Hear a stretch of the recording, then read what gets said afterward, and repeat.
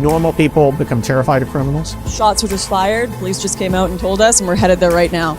They become terrified of their own government. Obama faces backlash for film's warning about white people. So Netflix puts out this movie called, Leave the World Behind, where a cyber attack basically destroys modern civilization.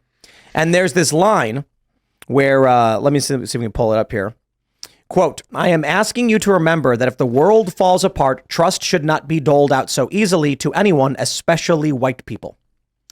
And that's the message, but I guess, Luke, you watched some of this or what? I saw half of the movie yesterday and automatically, I don't know if we want to get into some of the spoiler alerts, but it plays off of the similar kind of character types that you always see on Netflix, that you always see in the TV commercials and TV shows now.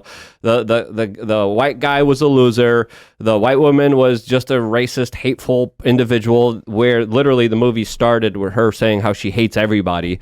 And the white guy was a cuck or something? Yeah, he's like a beta, totally scared, pathetic, and running and crying. And I'm like, oh, yeah, just the average kind of bull crap that you usually see in entertainment now, which literally just plays on your subconscious and tries to install messages in there that are dehumanist and divisive, especially racially.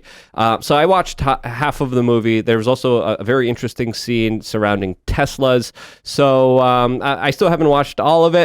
I don't like it because I already see a lot of the kind of subliminal messaging in there that's like, okay, this is pandering to the woke ESG score message that comes from a lot of these right. And you know what my attitude is for most of this stuff is, well, okay, I guess, because I'll tell you something. If you listen to shows like this, you will be better off in the event of a crisis or emergency. If you listen to wokeness, yeah, you're not going to last very long. The world of the woke is entirely dependent on the people, the working class, the labor, and those who actually make the system function. This is a movie about a cyber attack which shuts down the grid.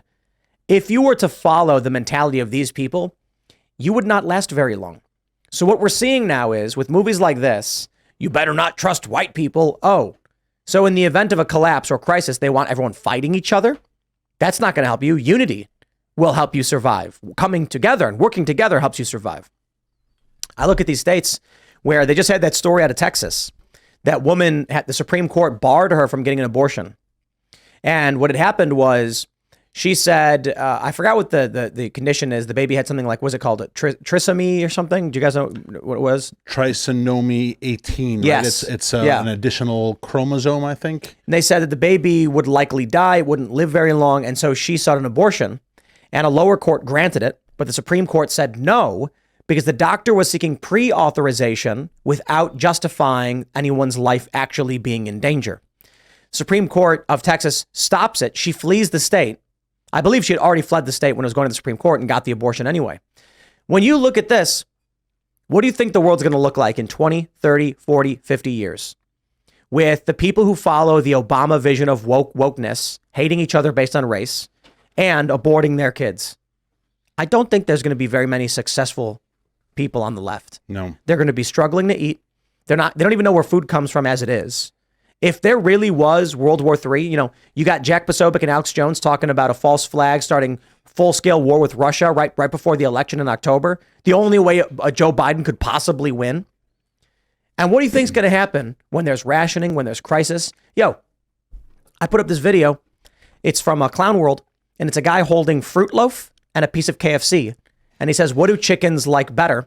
The chicken immediately runs up and starts eating the chicken leg.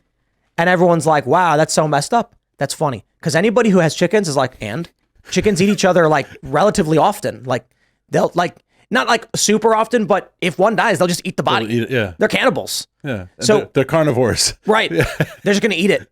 And we actually had a chicken die. It got its the smock, the whatever protecting it from the boys, because the girls get their backs torn up when the boys are going for their business.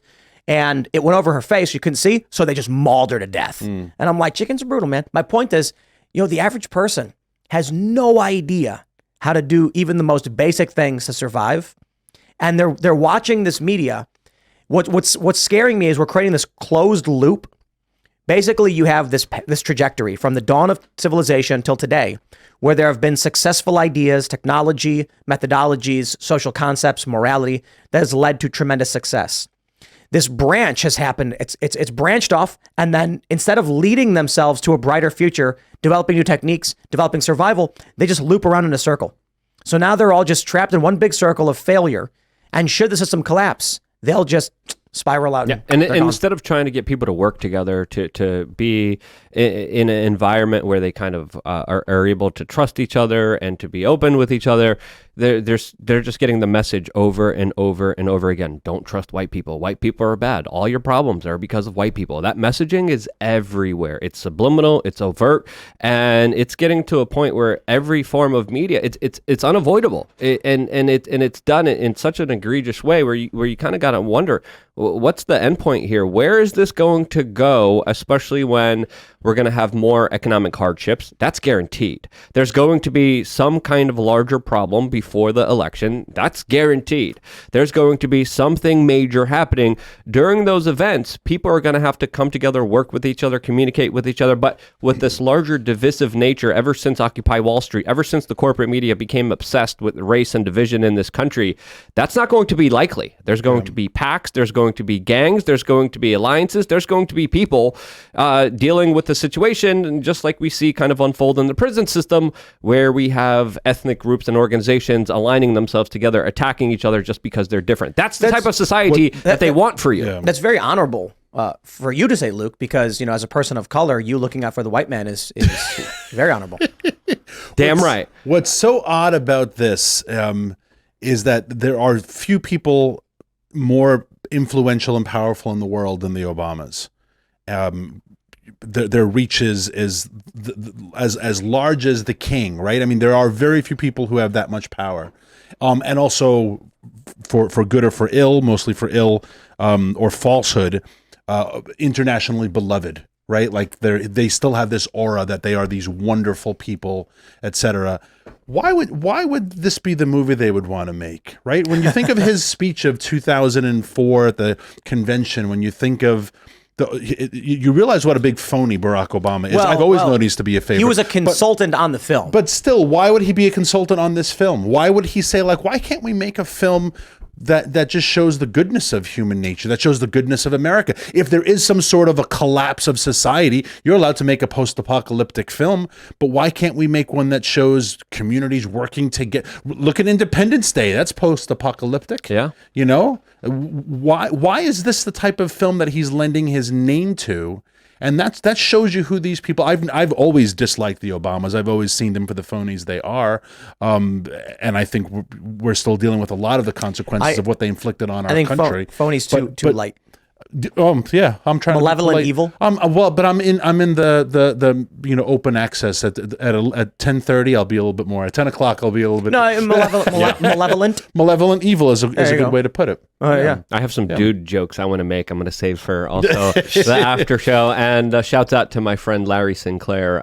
We'll get into that later. It's just this is your platform. You could do anything, Mr. President. Why is this what you're choosing to do? And represent and push and promote on everyone, especially as, of course, this movie came out right after the news of a Chinese cyber attack with Chinese affiliated organizations. What better way to release a movie and get everyone watching it than talk about the main issue that all the news organizations are talking about at the same time? As of course, there probably is a lot of seeding of narratives, and to have this narrative of something like a cyber polygon that the World Economic Forum was recently drilling and doing war games with Russia for, there is something to kind of note here when it comes to a lot of people being like, oh, there was also a lot of different pandemic movies released in right before 2020.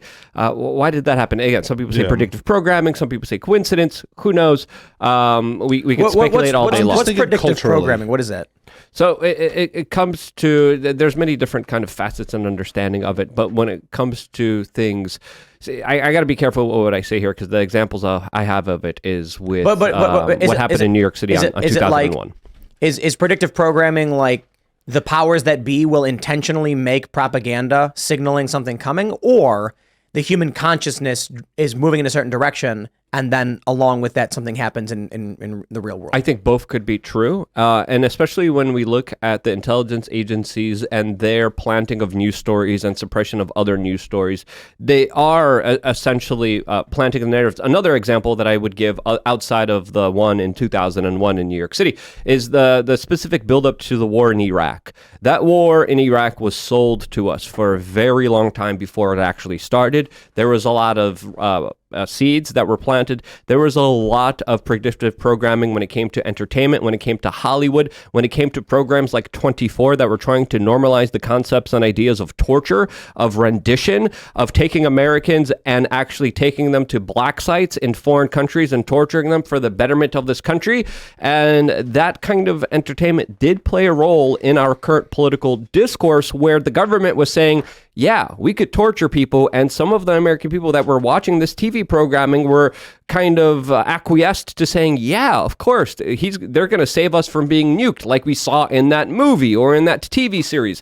That's a form of predictive programming that also, I would say, on the hippy-dippy level, does play on the collective consciousness, but more on a direct level when it comes to CIA and intelligence agencies being major producers and hiring major producers and actors to plant a lot of these ideas that then go along with the larger psyops that they have available for everyone. Thanks for watching this clip from the Timcast IRL podcast. Hang out with us live Monday through Friday at 8 p.m.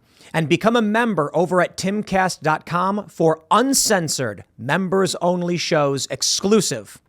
Thanks for hanging out, and we'll see you all next time.